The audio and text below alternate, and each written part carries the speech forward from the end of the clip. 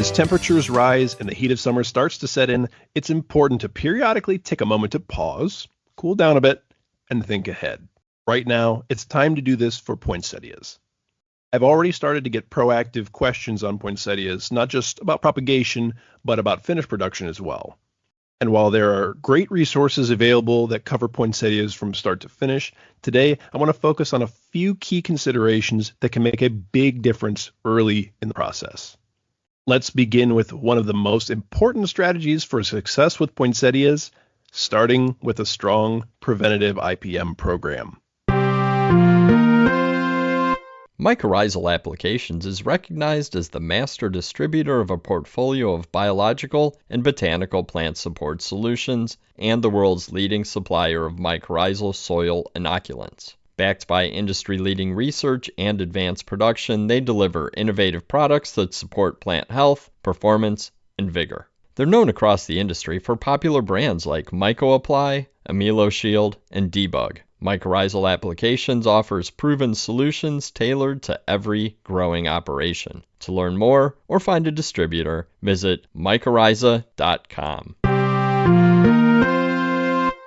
The goal is simple. Get out in front of pest problems before they start.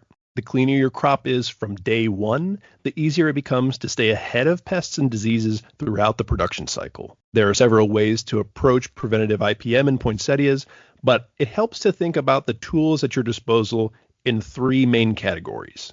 First, biopesticides and biocontrol agents, aka beneficials.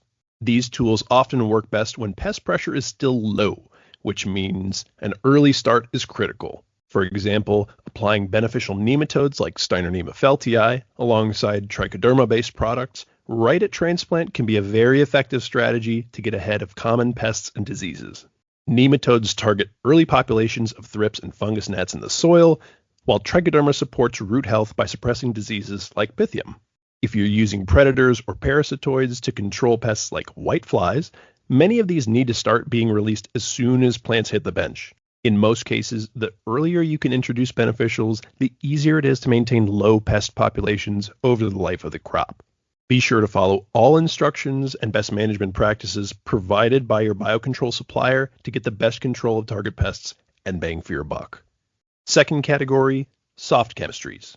This includes tools like insecticidal soaps, oil-based insecticides and miticides, adjuvants like Stick Coat or Captiva Prime, and other broad-spectrum materials that work by physically affecting pests rather than relying on a chemical mode of action that attacks a specific physiological process in the pest. These types of products are excellent first lines of defense. Even when propagation is done well, it's nearly impossible to guarantee that incoming plant material is 100% pest-free. Dipping liners before transplant and or applying soft chemistries early, either in their trays or in finished containers shortly after transplant, can help to catch anything that slips through the net. A good example would be a tank mix with a Bovaria-based product combined with an oil-based insecticide/miticide as a liner dip. When combined, they can work together to clean up infestations early before they become major problems a month or two down the line. Third category, traditional systemics. Preventative applications can be very effective, but timing is everything. For drenches, plants need to be developmentally ready. That means roots should be well established, ideally reaching the container sidewalls before you apply any systemic products. A healthy, actively growing root system ensures that the plant will actually absorb the active ingredients efficiently rather than potentially losing them through irrigation runoff. When applied at the right time, systemics can provide strong protection against pests and diseases during critical early growth stages. Now let's shift to another topic and personal pet peeve of mine when it comes to poinsettias: filling pots ahead of transplanting. As springtime seasonal helpers head out, but summertime operations get busy, many growers look for ways to get ahead by filling pots with growing media ahead of time.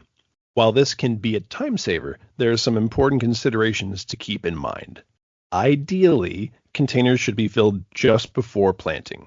Fresh, slightly moist media gives plants the best possible start. A moderate moisture level, around a 2 on the 1 to 5 moisture scale, is ideal. If you must pre-fill, your pots more than 24 hours before planting liners or direct sticking unrooted cuttings in smaller container programs, keep the following best practices in mind. First, do everything you can to keep the gap between filling and planting as short as possible. The longer media sits, the greater the risk of drying out, and dry media can be difficult to re-wet, leading to water stress in your young plants right at transplant. Second, take steps to preserve moisture in your pre-filled pots. Covering containers with plastic film can help to reduce evaporation, lowering light levels by pulling shade, or storing pots in a more controlled environment like a head house can also help reduce water loss from the soil. A very light misting overhead can also help buffer moisture loss.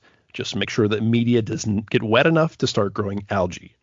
Alternatively, increasing humidity in the greenhouse by wetting floors rather than the media itself can create a protective boundary layer of sorts without compacting the soil. The number one thing to avoid: fully watering containers that don't have plants in them yet. Watering overhead with a hose and breaker or boom at this stage can compact the media, promote algae growth, and potentially lead to slower root development after transplant. Thanks for listening, and I hope you keep these reminders in the front of your mind these next few weeks. Your poinsettias will thank you for it.